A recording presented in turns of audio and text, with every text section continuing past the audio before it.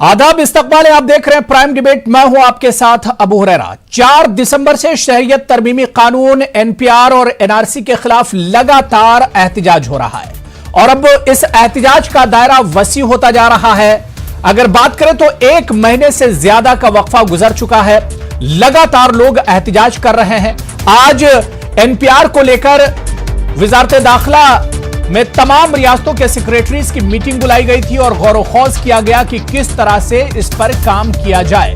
तो सवाल यही उठ रहा है कि एक तरफ जहां अवाम को तशवीश है, अवाम को घबराहट है, अवाम को इस इशू को लेकर अवाम फिक्रमंद है, दूसरी तरफ सरकार कहीं ना कहीं अपने एक्शन पर एक तरह से कारबंद है और अपने इस मिशन पर लगातार सरकार काम कर रही है।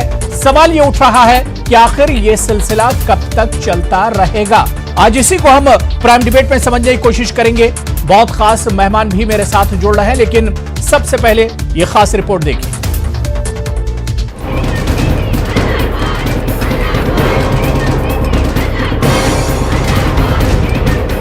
चार दिसंबर से शहरियत तरमीमी कानून एनपीआर और एनआरसी के खिलाफ मुल्क गिर तहरीक चल रही है। शहरियत तरमीमी कानून एनआरसी और एनपीआर के खिलाफ एहतजाज का सिलसिला अब दराज होता जा रहा है। सख्त सर्दी की परवाह किए बगैर खवातीन, बुजुर्ग और नौजवान पिछले 1 माह से दिन रात दिल्ली के शाहीन बाग में एहतजाज कर रहे हैं। लेकिन ताज्जुब इस बात पर है कि सरकार पर इन एहतजाज और मुजाहरों का असर होता नहीं नजर आ रहा है।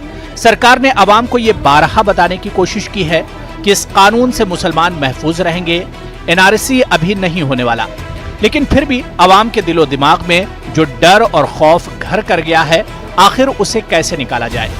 इस बीच सरकार ने एनपीआर पर भी काम शुरू कर दिया है। एनपीआर पर तमाम रियासतों के सेक्रेटरीज को मदऊ किया गया और इस पर गौर फिक्र किया गया। यानी एक तरफ जहां इस मुतनाज़ा कानून पर लोगों में घबराहट और नाराजगी है, तो वहीं दूसरी तरफ सरकार अपने मिशन पर मुसलसल काम कर रही है। जाहिर है कि रोज बरोज हो रहे मुजाहरों से अब दुनिया भर में मुल्क की शबीह पर भी मनफी असर पड़ रहा है। दरअसल शहरियत कानून एनआरसी और एनपीआर के खिलाफ एहतजाज की शिद्दत में मुसलसल इजाफा हो रहा है और मुजाहरों का दायरा भी लगातार वसी हो रहा है। तकरीबन 1 महीने से जारी एहतजाज और मुजाहरों का असर अब हिंदुस्तान की कई रियासतों में भी नजर आने लगा है। आइन मुखालिफ कानून के खिलाफ जो चिराग शाहीन बाग की खवातीन ने रोशन कर रखा है, उसने हिंदुस्तान में कई शाहीन बागों की बुनियाद डाल दी है। मगर हुकूमत की तरफ से इस तहरीक को खत्म करने की कोई संजीदा कोशिश नहीं हो रही है। बीजेपी की जानिब से शहरियत कानून की हिमायत में अपने अरकान को सड़कों पर उतारकर अवामी मुजाहरों का मुकाबला करने की कोशिश की जा रही है। बीजेपी की यह बात समझ में नहीं आ रही है कि इसकी जानिब से होने वाले मुजाहरों में अवाम के शरीक न होने की वजह से मुल्क भर में यह पैगाम जा रहा है कि शहरियत तरमीमी कानून को अवाम की हिमायत हासिल नहीं है और बीजेपी अपने कारकुनों का सहारा लेने पर मजबूर है।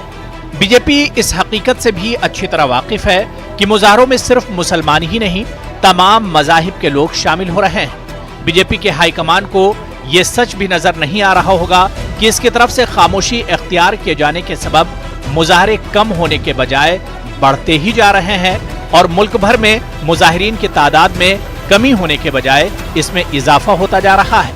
और लोगों में ये भी सवाल उठ रहा है कि आखिर ये मसला हल कैसे होगा। Bureau report, news 18 Urdu.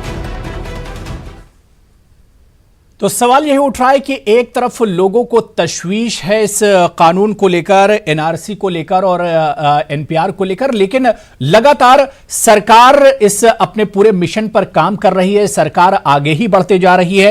हालांकि सरकार को इस बात का फिक्र नहीं है कि लगातार लोग एहतजाज कर रहे हैं, प्रोटेस्ट कर रहे हैं, बड़े बड़े मुजाहरे हो रहे हैं।